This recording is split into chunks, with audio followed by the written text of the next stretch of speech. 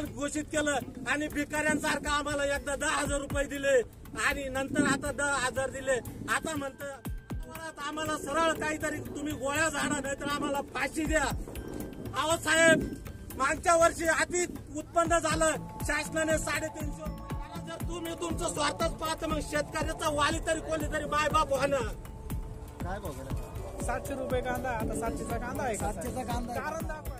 800 रुपये असा भाव चालू आहे साहेब. आमचा बियाण्याचा लागण्याचा खताचा खर्च नाही सुटू राहिला. म्हणते कांदे विकायचे कारण दाखवा ना काय बरं, कारण याचं आम्ही इच्छुक शेतकरी आम्हाला फाशी देऊन मोकळे व्हा. कशाचा आमचे हाल करू राहिले. आमदार कामदारांनी मंत्री जंत्र्यांनी फक्त त्यांचे फायदे पाहायचे. पावसाळी अधिवेशनामध्ये एकमताने सर्व आमदार जर त्यांचं पेन्शन भरमसाठ वाढ करतील, तिथं राजकारण येत नाही, तिथं ओबीसी येत नाही, तिथं मराठा येत नाही. हे फक्त फाशीची शिक्षा घ्याय, फाशीची शिक्षा घ्याय साहेब. सिद्ध करून नाही दिलं तर शेतकऱ्यांची यादी आली ना, त्याच्या व्यापाऱ्यांच्या सुद्धा याद्या होत्या. त्याचं जे पण असेल आम्ही कमी भाव देतो ना, हे बरोबर आहे.